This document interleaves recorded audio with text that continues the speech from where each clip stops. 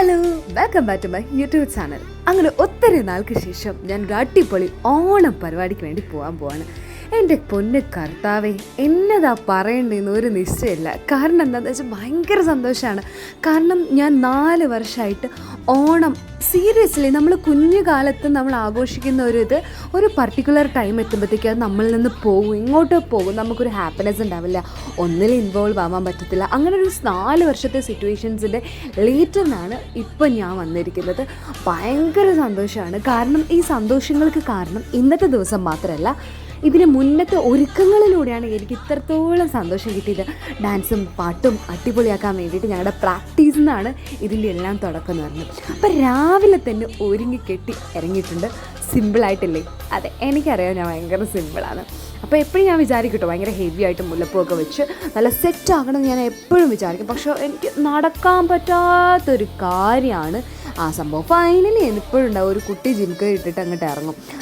കമ്മലിട്ടാൽ മാലയിടില്ല, മാലയിട്ടാൽ കമ്മലിട്ടില്ല, മാലയുണ്ട് കുഞ്ഞായിട്ടെങ്ങാനും. പക്ഷെ എപ്പോഴും ഞാൻ വിചാരിക്കും ബാക്കിയുള്ളവർ ഒരുങ്ങി വരുമ്പോൾ ഈ നെക്സ്റ്റ് വട്ടെങ്കിലും ഞാൻ നല്ല അടിപൊളിയായിട്ട് നല്ല മാലയൊക്കെ ഇട്ട് ഇറങ്ങുന്നത്.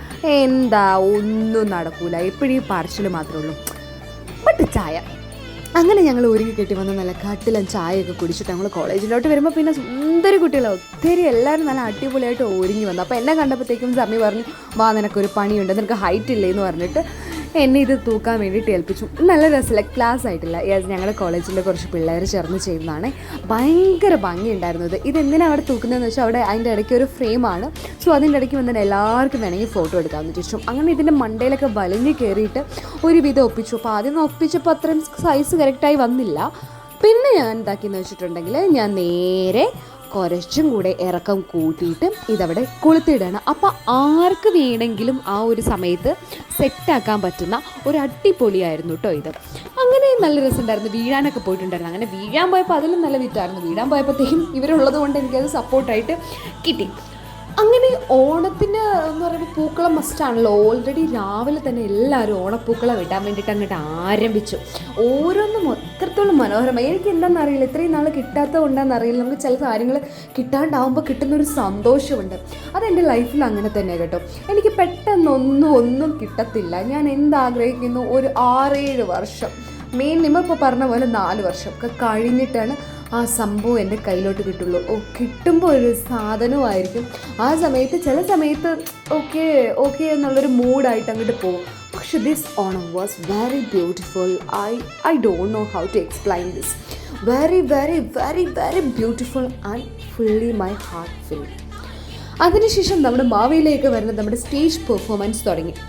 ഇതിലും ഞാനും ഉണ്ട് കേട്ടോ, ഒരു ഡാൻസ് ഏരിയയായിരുന്നു. പക്ഷെ കോമഡി ആയിരുന്നു. പ്രാക്ടീസിന് ചെയ്ത സമയത്തുണ്ടായിരുന്ന ആ ഒരു എനർജി എന്ന് പറഞ്ഞാൽ ഭയങ്കര വീക്കായിപ്പോയി. എനിക്ക് തോന്നുന്നത് ഞാൻ ഡ്രസ്സിൽ അത്ര കംഫർട്ടബിൾ ആയിട്ടുണ്ടായിരുന്നില്ല.